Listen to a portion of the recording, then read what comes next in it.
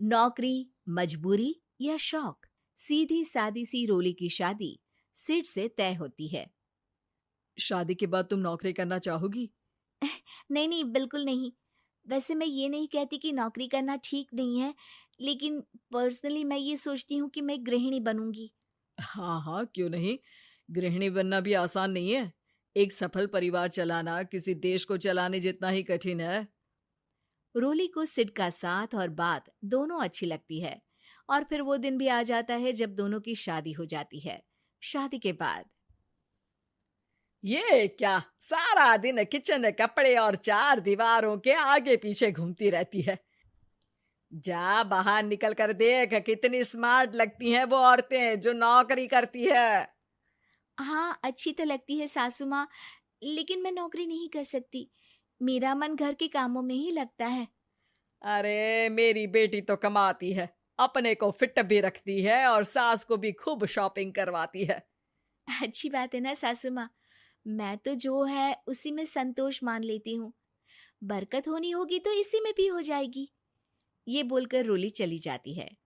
एक दिन सास की सहेली घर आती है, जहाँ रोली उन्हें चाय के साथ कई तरह के पकवान बनाकर खिलाती है। अरे वाह, तेरी बहू तो बहुत गुणी है। कितना सब बनाकर ले आई। मेरी वाली तो ऑफिस से आकर 2 रोटी ही सेक दे तो समझो एहसान कर दिया। अरे ऐसा ना बोल। तेरे घर में 2 कार, 4 मंजिला मकान, और तेरे लिए जो वो अपने पैसे से साड़ी लाती है वो भी तो कितनी कीमती होती है। अरे मेरी वाली तो बस सारा दिन इन्हीं 2 कमरों को ताजमहल बनाने में लगी रहती है।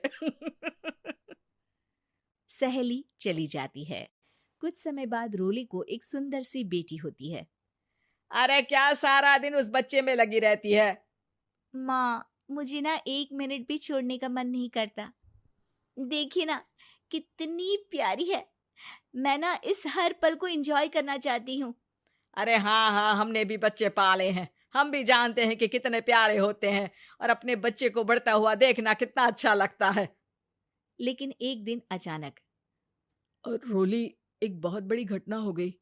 एक शॉर्ट सर्किट से पूरी दुकान जल गई।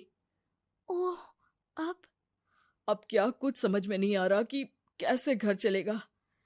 घर की पूरी गाड़ी पटरी पर लाने के लिए कई साल लग जाएंगे, और वापस पहले जैसे होने में भी बहुत टाइम लग जाएगा। रोली रोली कुछ सोचती है, फिर अपने 3 महीने के बच्चे को देखती है और कहती है, आप कहें तो मैं नौकरी शुरू कर दूं?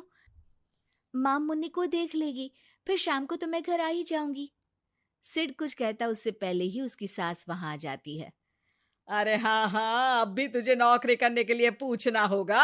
अरे घर पर इतनी बड़ी विपदा आ गई है, तू है कि बच्चे का मुंह देख रही है। अरे क्या मुझ पर भरोसा नहीं है? अरे नहीं नहीं माँ जी, ऐसा क्यों बोल रही हैं आप? फिर क्या था, सिड से पूछकर 3 महीने की बच्ची को रोली सास के पास छोड़कर चली जाती है। शाम को ऑफिस से आने पर अरे सारा दिन इसने तो चैन नहीं लेने दिया, बस गोदी में ले लेकर घूमती रही। हाथ दर्द हो रहा है। बहू को बहुत गिल्ट फील होता है, लेकिन जब वो घर की हालत देखती है तो चुप रह जाती है। ऑफिस में सहेली कहती है, अरे रोली, तेरी तो बच्ची छोटी है ना, कैसे मैनेज करती है? कैसे मतलब? घर पर रहती है वो अपनी दादी के साथ। ओ यार, कितनी अच्छी है तेरी सास। मेरी सास को जब पता चला कि मैं नौकरी ज्वाइन करने की सोच रही हूँ, वो तो सीधे अमेरिका चली गई मेरी ननद के पास। अच्छा, फिर तू कैसे मैनेज करती है? अरे मैंने तो फुल टाइम मेड रख ली है। ओहो, वो तो बड़ी महंगी होगी ना? हाँ यार, लेकिन कमाई भी तो हो रही है ना। यार, मैं तो कभी अपना बच्चा इनके मम्मी पापा के पास ना छोड़ू। प्यार दुलार में खराब कर देते हैं ये दादा दादी बच्चे को। नहीं नहीं, मुझे अपनी सास पर पूरा विश्वास है। जो मेरे पति को इतनी अच्छी शिक्षा के साथ बड़ा कर सकती हैं, वो मेरी बच्ची को कभी नहीं बिगाड़ेगी। खैर, रोली की इस सोच से उलट पड़ोसियों के बीच हाथ में बच्ची पकड़े रोली की सास कहती है, अरे क्या बताऊं, सारा दिन बहू बाहर रहती है। पहले अपने बच्चे पालो, फिर बच्चों के बच्चे। अरे अपना जीवन तो कुछ रहा ही नहीं।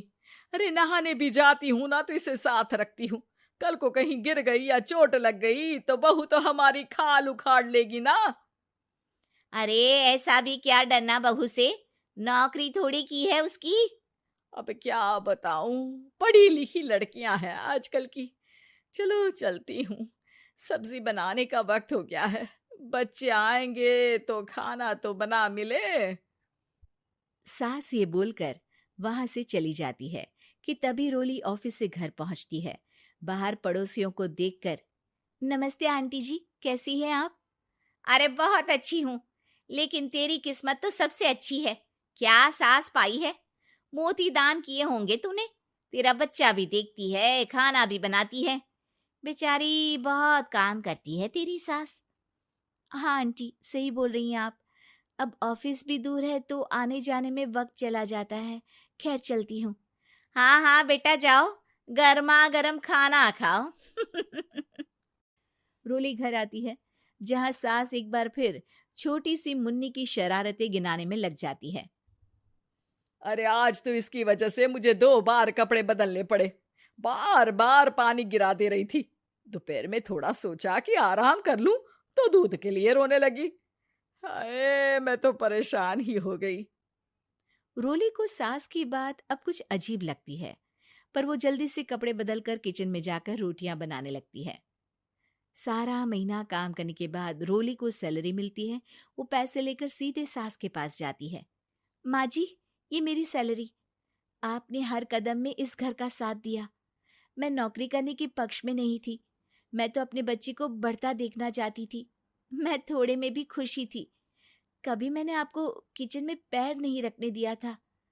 घर की मुसीबत नहीं आती तो मैं कभी इन जिम्मेदारियों को आप पर पड़ने नहीं देती। अब सास समझ चुकी थी कि उसकी गलती कहाँ है। हाथ में पैसे देखकर कहती है, मैं पढ़ी लिखी नहीं थी तो पति ने भी कभी पैसे हाथ में नहीं रखे। बेटे ने भी गल्ला संभाला, लेकिन तूने मुझे समझा।